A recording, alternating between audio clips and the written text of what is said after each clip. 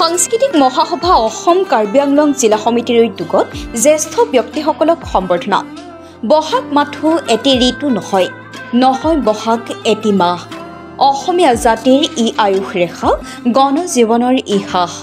সাংস্কৃতিক মহাসভা অসম কাৰ্বি আংলং জিলা সমিতিৰ বিষয়ববীয়াসকলে বোকাজানৰ 5 গৰাকীকৈ বয়োজ্যেষ্ঠ ব্যক্তিৰ বাসগৃহত উপস্থিত হৈ সেৱা জনোৱাৰ লগতে বিশেষভাৱে সম্বৰ্ধনা জ্ঞাপন কৰা হয়।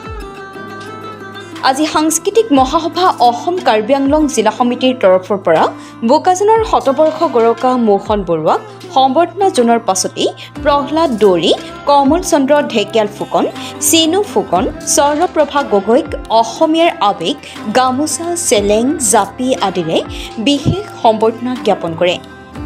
সাংস্কৃতিক মহাসভাৰ এনে সৎ প্ৰচেষ্টাক সকলোৱে একমুখে শলাগ লোৱাৰ লগতে ভূয়সী প্ৰশংসা কৰে। বোকাজানৰ পৰা ত্ৰিদীপ গগৈ ৰিপৰ্টাৰ লাইভ অসম।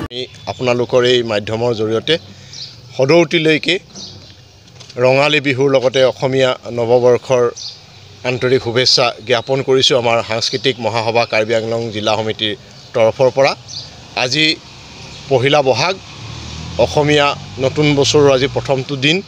এই শুভ দিনটোতে আমাৰ অসমীয়া যি সংস্কৃতি, যি পৰম্পৰা, এই পৰম্পৰা বৰ্তাই ৰাখিয়ে আজি আমি আমাৰ এই বোকাজান বৃহত্তৰ অঞ্চলৰ আমি 5 গৰাকীকৈ বৰ্ষীয়ান ব্যক্তিক আমি সমিতিৰ তৰফৰ পৰা আমি অকণমান শ্ৰদ্ধা সম্বৰ্ধনা আৰু আমাৰ ওলগ আমি তেখেতলোকক জ্ঞাপন কৰিলোঁ আৰু তেখেতলোকৰ আশীৰ্বাদ আমি বিচাৰিছোঁ যাতে সাংস্কৃতিক মহাসভাই অনাগত দিনত আমাৰ কাৰ্যসূচীসমূহ সফলভাৱে ৰূপায়ণ কৰিবলৈ আমি সক্ষম হওঁ। আমি প্ৰতিগৰাকীকে সম্বৰ্ধিত ব্যক্তিক আমি একোখনকৈ চেলেং, ফুলাম গামোচা আৰু একোটাকৈ আমাৰ অসমীয়াৰ মান আৰু আদৰৰ প্ৰতীক জাপিৰে আমি তেখেতলোকক আমি ওলগ জনালোঁ, বিহুৰ ওলগ জনাইছোঁ।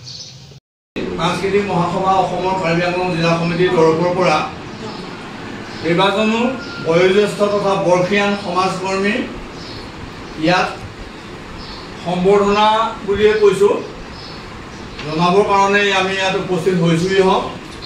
আৰু এই অঞ্চলটোৰ আটাইতকৈ বয়োজ্যেষ্ঠ মই মামা বুলিও ক'ব পাৰোঁ আৰু কেতিয়াবা ককা বুলিও কওঁ, মোৰ মিছেছক বোৱাৰী বুলি কয়। গতিকে যিয়ে নহওক এজন বয়োজ্যেষ্ঠ ব্যক্তি আমি আজি নামটো কি ককা? মোহন চন্দ্ৰ বৰুৱা। গতিকে তেখেতক আমি ফুলাম গামোচা, চেলেং চাদৰ, সম্পাদকৰ আৰু কিবা ধুনীয়া বস্তু আনিছে। তেখেতে আপ ধৰি পেলাই এই টকাজনক বয়োজ্যেষ্ঠ ব্যক্তিজন ৰিপৰ্টাৰ লাইভ অসম।